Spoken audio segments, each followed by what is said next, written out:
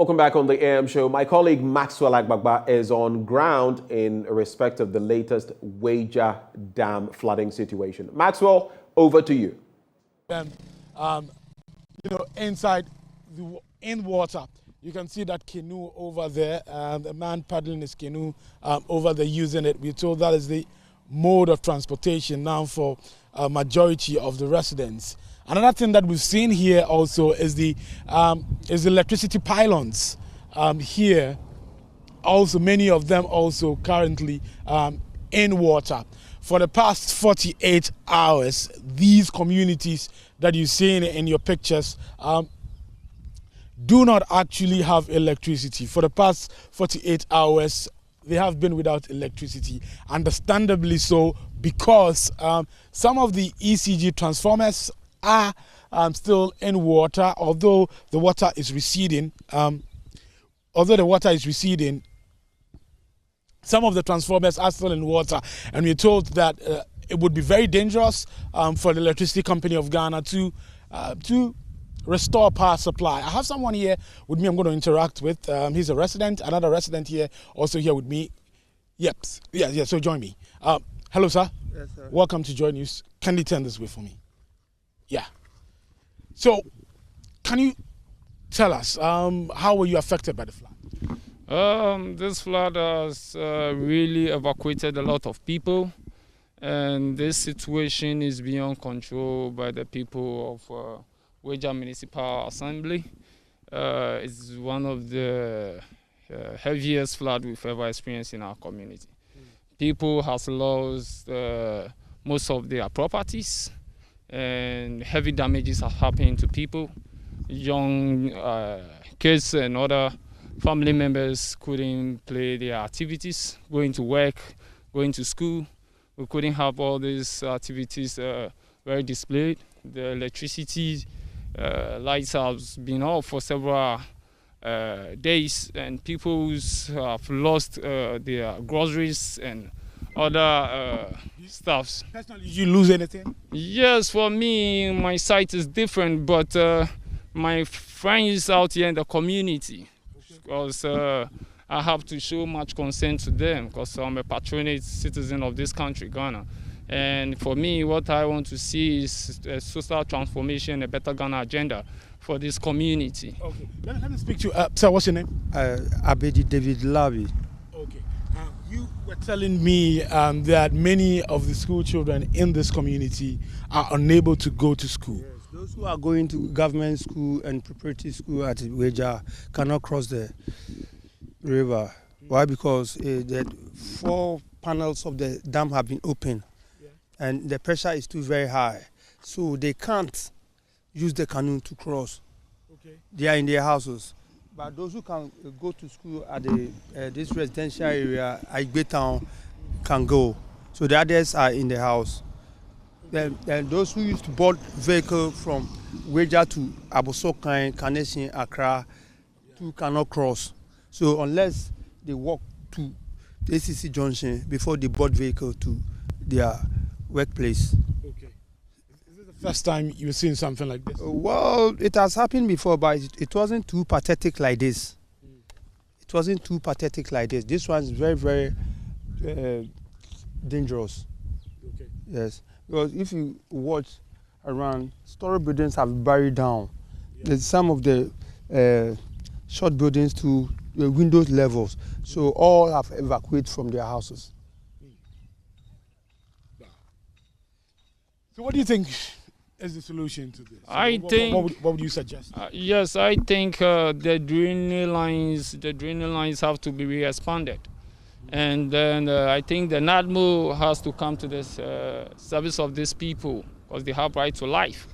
And what I also think the Navy also have to come and collaborate with the NADMO. They've been on the ground. The Navy has been on the ground. NADMO also has been on the ground. Marine Police also has been on the ground. And we know that they're still trying working to help people who are affected by this flood.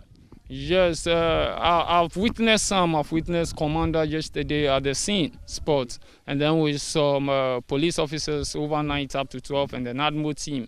They are doing the best for Mother Ghana, the country we love most and want to see a transformation. Okay. But what I see in advance is after this flooding situation, the drainage lines has to be expanded. And the country... You mean the drainage that connects to the ocean? Yeah. And then you want it to be desilted, dredged, so that when the spillways are opened, it would get easy access. The water will get easy access into the ocean, so it wouldn't flood homes like this one. Yes, that's what we want to see. Okay. Thank you very much. You're always welcome. Okay, Thank you. Benjamin, that's what's... Let me tell you something. Okay, Toby.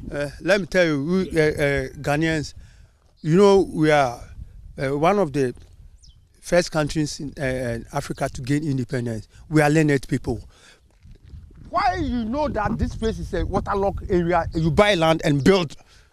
I'm a typical Guan, I'm a Kwapem, assistant and Educom respectively, but I was born and breastfeeded in Accra. My father is a journalist, retired from Ghana News Agency. You get me? You know that the place is waterlogged. Look at the way you build heavy houses. Now, are you going to stay there? Are you going to take your money from the king back? In pray, Mammy came up in Chincham. Ghana from Bua, Masuya Ding. Me matra 24 years ni. The nyam from Subia me baby I met me nyam from Subia. Munu musa has in su asase. Na musumo tonta se o na musi dan. Den we me by me nika me na ase o. Me nam for o nsu ni mu. Hanka eba critical e se me dware na mko yi won. Because me say me trampo ano. Thank you. Thank you. Mr. Okay, thank you very much for speaking to us. So this is the community where we are, and it's very hilly, so we can have a good view of the structures downstream. Now, what is worrying is that some of these buildings that you're seeing in the background are actually in a waterway. And the Ghana Water Company Limited has been explaining that anytime they open their spillways, it's likely the structures, these buildings are going to be affected because majority of them are in the waterway, and then also they have constructed the structures in the buffer. So some of these buildings are not supposed to be there in the first place. And that is contributing to the enormity of what we've seen here so far. But the Ghana Water Company Limited has been explaining that if the water level keeps rising beyond the maximum level, beyond 40 feet, they will still have to continue, spilling. And as we understand now, they're still spilling, and they're telling us that if it reaches undesirable levels, they still would have to spill, irrespective of the flooding situation that we're seeing with many homes flooded, schools, churches, shops, all of them closed, in these areas because many of them, have been flooded. The good news, however, is that because some of the channels have been, dredged, some of them have been desilted through the efforts of NADMO, we've seen the water levels subsiding in many areas. But when you visit those places, you still see the watermark at a very high level. And even from here, I can still see the watermark at a very high level, water subsiding in many areas. But in other places also, we still have, the water not really going down to desirable levels as many of the residents, would want to see. But it is better than what we saw, on Tuesday when we came, and then on Wednesday,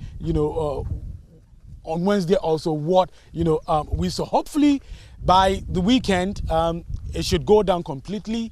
But the Electricity Company of Ghana is saying that until things improve and the conditions here become better, until we get some level of dry land, it will be dangerous for them to restore electricity supply to all of these communities that you're seeing. More than 48 hours, they have been without electricity.